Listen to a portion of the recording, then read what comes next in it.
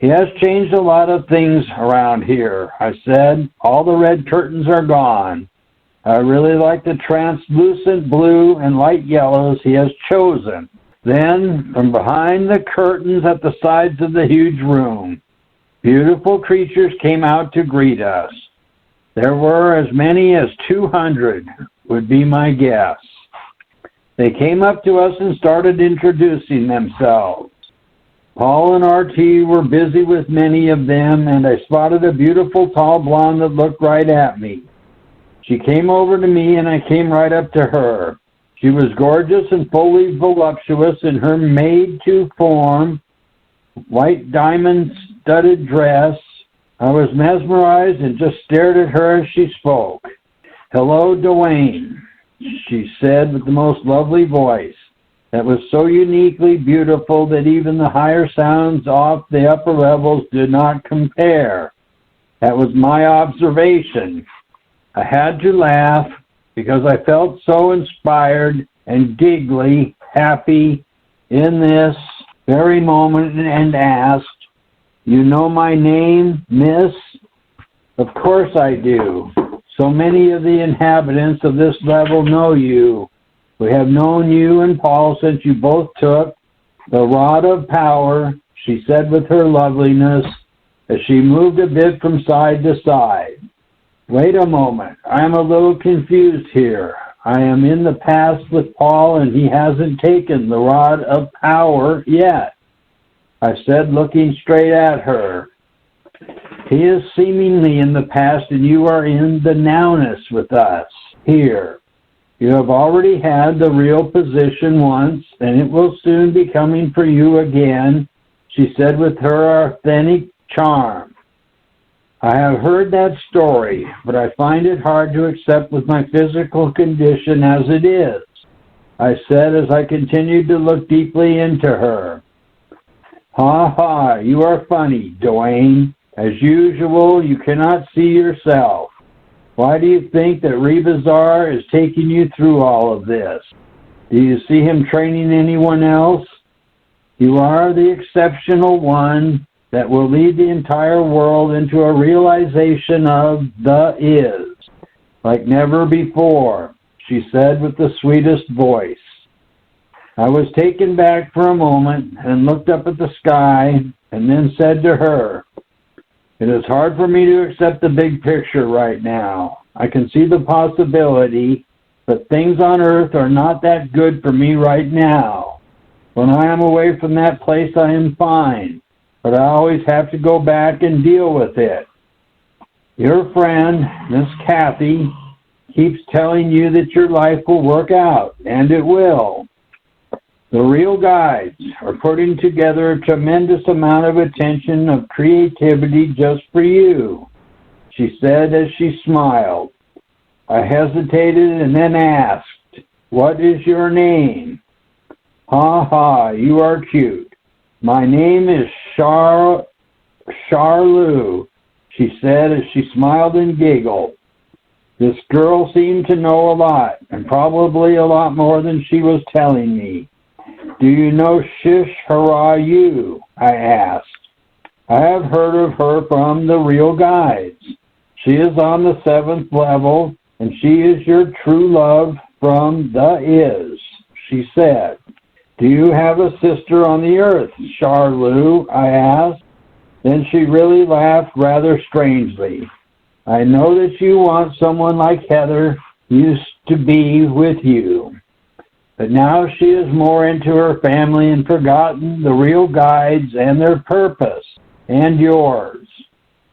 She is just another Earth woman that wants her personal comforts and is no longer interested in the real adventure of living the way you are. Your time is coming and you will have many new friends. Your life will never be dull. You will make sure of that," she said as she laughed. "You said you saw me when I had the real position and then stepped back when the big wave hit me. What else can you see? Can you tell me?" I asked, actually hoping she would tell me more. "Yes, I can tell you more, Dwayne. Many of us here saw what you went through. We also saw how so many criminals from the lower astral levels misused your position and impersonated you when you were heavily attacked by Crony and her devilish followers.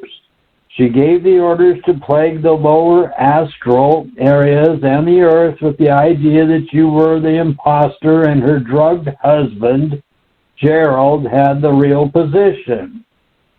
We saw you fall back down to her levels and watched as she tortured you for all those years. It took a lot of people to help bring you back, and it was all possible because you have the strongest will like so many of the great beings of the All-Is, the true silent ones, and the creative and the greatest of creative talents. You and Paul are in our history books as the golden warriors that have saved so many of us from the cow god and his tyranny, she said with her rhapsodized voice that was like music to my ears. This is really great. I'm so glad to know you. On Earth I am basically all alone, and I feel lost so much of the time because not even all the people that I taught for years understand what I am presenting and for what purpose. They are all so interested in their personal lives and the formulas of just human living. Without this real adventure I am living, I do not want to live. I really love all people, but not to just live a standard life and that's it, I said. You are far from standard, Dwayne. You will see. Everything will change into your greatest adventure. There is a lot coming for you, but you must learn to live now, because it is only in the nowness that everything you want will become so. Look there, and I will see you again, she said, as she pointed to the big curtain behind the throne of Jot Naranjan. The astral god came out to greet his audience. He slowly walked around his giant chair and then sat down and looked around the entire room at everyone. He actually smiled at everyone. I could tell that he no longer had the same appearance as the last time I saw him. He actually looked rather handsome and composed. Then he spoke. I greet you one and all. It is so good to see each and every one of you. We have very special guests with us today. Rebazar Tars, the great universal guide from the All-Is, and his two friends, Paul and Dwayne, said Jot Naranjan as he nodded to us. Rebazar, Paul and I approached and then nodded at his presence. Our world knows of these very special beings and what they have done and are doing for all of mankind and all those on all the levels of the All-Is. I have learned a lot since our first meetings many hundreds of years ago when Rebazar Tars was brought before me with his guides. I have seen so many people pass my way and watched as they so believed that I was their Savior God. For the longest time, I have been caught up in what my godly brother has decided. I have to admit that I am the test for those who want to go further in life, and so they must get by me or they will go back into future lifetimes of unawareness. Just like the real guides tell us, it is always now, and the is can only be new. And so, I am grateful to know that there is so much more than just me sitting here and judging the unaware. The Earth world is so very fortunate to have Rebazar Tars and the real universal guides with them, said the astral god, as the entire audience cheered. And a special thanks to Mr. Paul Twitchell, who started everything into motion in 1965. I know that my brother Callum would shake those mountains if he knew all about all of this event right now, he said. Then he laughed out loud, and so did everyone else. Fortunately, the real guides put up a shield around us that nothing can penetrate, so he is seeing what the real guides want him to see. And for you, Mr. Dwayne, you have survived the most incredible journey to the top of life, and then to the very bottom of the most hellish areas known. All the harassment and torture you have taken, even from those you taught for years, and almost dying and wanting to die, and willing to come back into future lifetimes even though you know it will be worse, just to continually present what your heart knows is real. What can I say? In your heart you really want absolutely nothing but to love the is and share what is real. You are willing to risk your life so that others can have the chance to be free from all the illusions that they have made for themselves in their lives. Sir, I stand now and bow to you.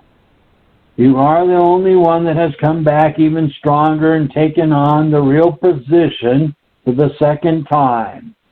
You are incredibly brave because you know that the earth world does not want you and what you are presenting, but you will do it anyway. I know your heart. I see your vision. You will change the history of mankind, and will they thank you for the great gift you will bring them? We shall see. Thank you so much for coming, said Jot Naranjan, as he reached out his hand and shook mine, then Paul's and Rebazar's. With that, Rebazar turned and walked through the people as they applauded. I was beside myself. I felt like Flash Gordon when he was in front of Emperor Ming. I was very amazed at what the astral god said. He really had changed a lot since my first meetings with him. I began to think that maybe the stubborn people of Earth will listen and become more aware. As we walked back down the hallway and then to the outside, we were suddenly back at Rebazar's place. Then I realized I forgot to say goodbye to Charlou. Oh boy, would I sure like to meet her sister on Earth, and maybe I will someday. Rebazar laughed and said, "You will have plenty of time for everything. Now let us finish this day." Now you can see that the lords of this earth world, Jot and Cal, are almost on the human level. They are the gods of the realms of time and space. They control the elements that make up the illusion of time and the appearance of space. Looking at human history, you can see that what is basically taught to the masses is nothing at all that pertains to the real universes, but only that which pertains to invented ideas for a social upbringing. It is this lord of abstraction that has influenced the social behavior of what is taking place in this world today. Many think it is the way life is. No. The earth is a place in life, and not life actually is. Mankind is acting out a performance for his gods and not fully realizing the potential of his perception with what is taking place. He has become agreeable to an unconsciousness that appears to be valid, but is actually a trick from the greatest trickster of all. Through this decided agreement of inventing a god of fallacy, mankind has trapped his real awareness into the drama of fools. Callum is the space god the religions worship and seem to look for in the skies. He is the god over the worlds of nothingness, complete nothingness. Man has personalized his God and made him the protector of his household, life and controller of his events from an unconscious level, and so remains unconscious. He doesn't realize when he prays to a space god of the nature I speak of, he's praying to a nothingness to create for him something, or bring about changes in his affairs. This totally incorrect idea is recognized by very few and holds one back from getting beyond into the worlds above this level. All the systems on the earth deny what they themselves proclaim. They may have a heaven after death, but where?